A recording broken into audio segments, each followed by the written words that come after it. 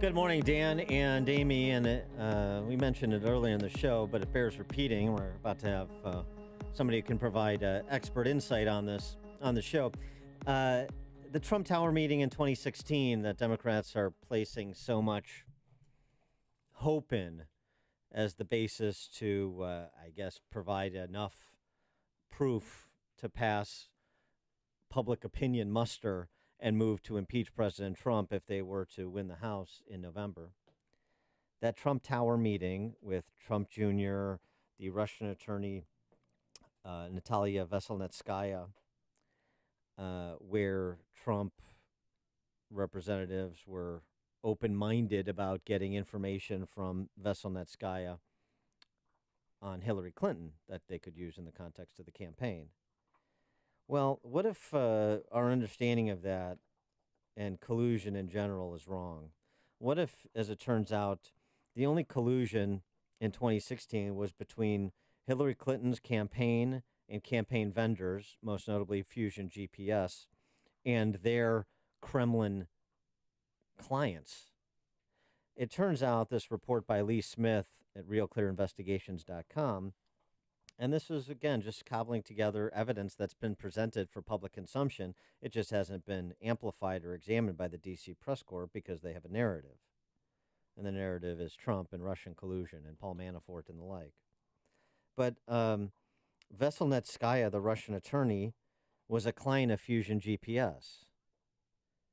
She had dinner with Glenn Simpson, the head of Fusion GPS, who's testified before Congress, the night before the Trump Tower meeting and the night after. She has stipulated that she used talking points from Fusion GPS in preparation for the meeting with Trump Jr. and other Trump campaign officials. Now intersect Bruce Orr, number 4 at Justice, and his wife, who worked for Fusion GPS.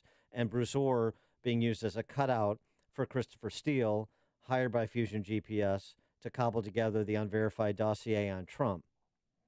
Christopher Steele, who was an FBI asset for a time, and was using Bruce Orr, per Bruce Orr's own handwritten notes that have been released, to communicate back to the FBI after he was no longer an FBI asset.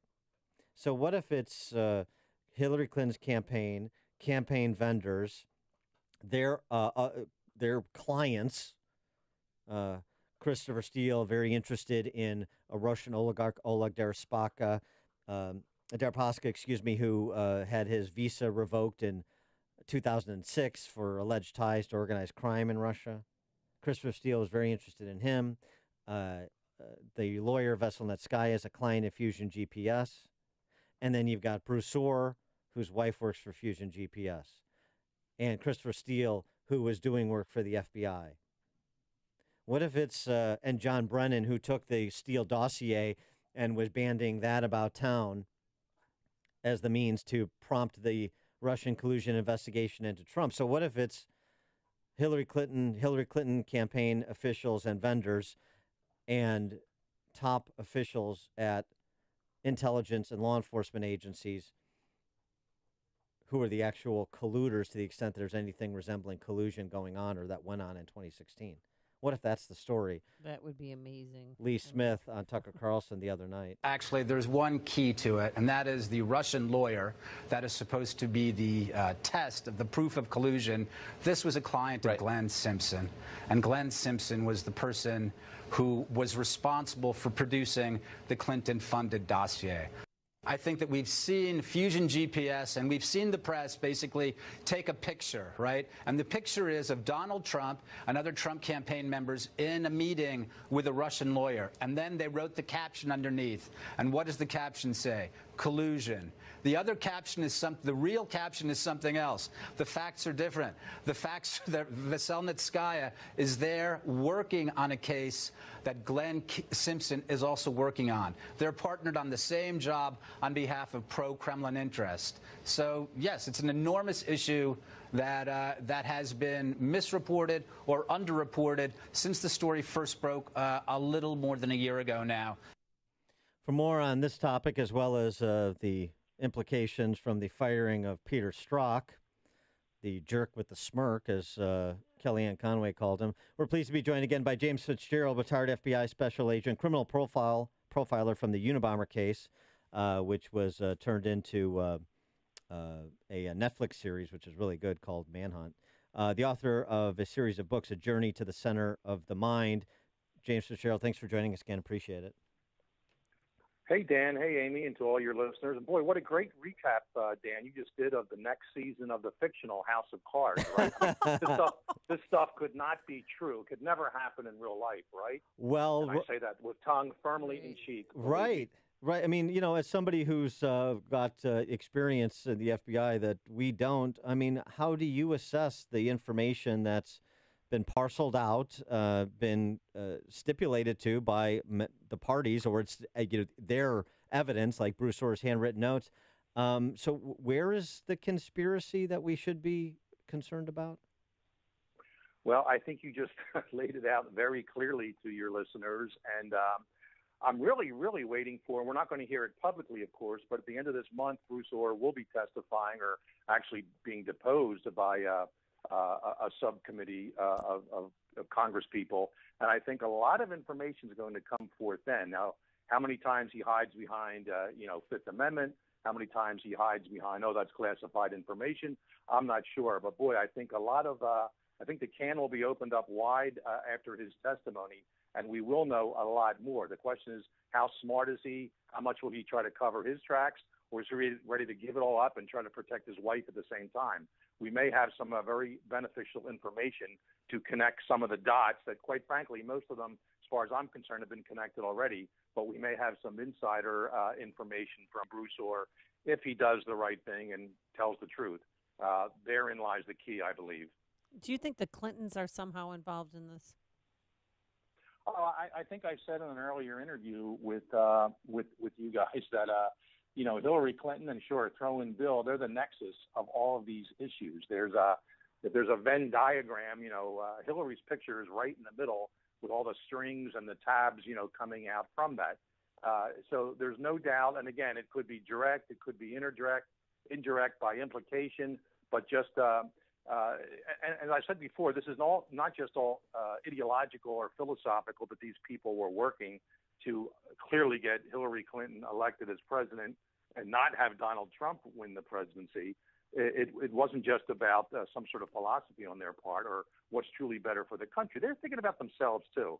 They have careers, they have aspirations, and it could be within the DOJ, within the FBI, off to the Supreme Court for some of them. I mean, there were all kinds of, I would have no doubt, selfish and certainly less than altruistic issues that was behind the decisions they made to basically corrupt, the very top level of the FBI and the DOJ with this very nasty scenario that played itself out during 2016. And all the pieces haven't been put together yet, but I think we're all going to be shocked as a nation when, in fact, they finally are put together.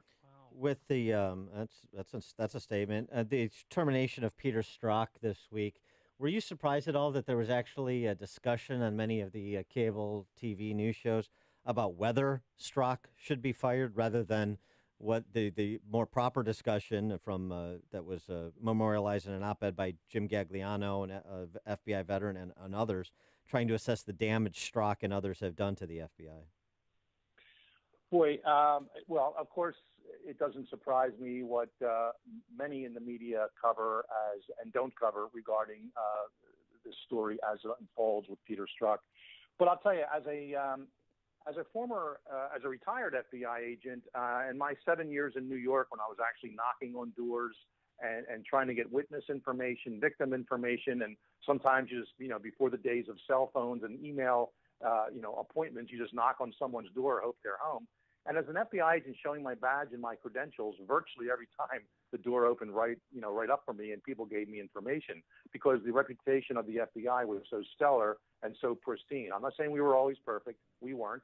But nowadays, I can't imagine being a street agent in any city, any division around the country, and knocking on doors and is Peter Strzok your supervisor? Is he the one that sent you here? I'm not talking to you guys. I know anything that I do will be, twisted and torn, and it may wind up on someone's text somewhere in some kind of negative information about me. So regular agents' jobs are so much tougher, and I think this is going to be a decade or more until we get this out of the system of the American criminal justice system, and even state and local police officers are going to suffer for this too, because they've seen the inside, the ugly beast that was allowed to run itself through the 7th floor of FBI headquarters and get away with what they did all these years. But let's hope finally through this transparency, rip away this veil, and we're finally finding out what's happening with, again, a very small minority of folks at the top of the DOJ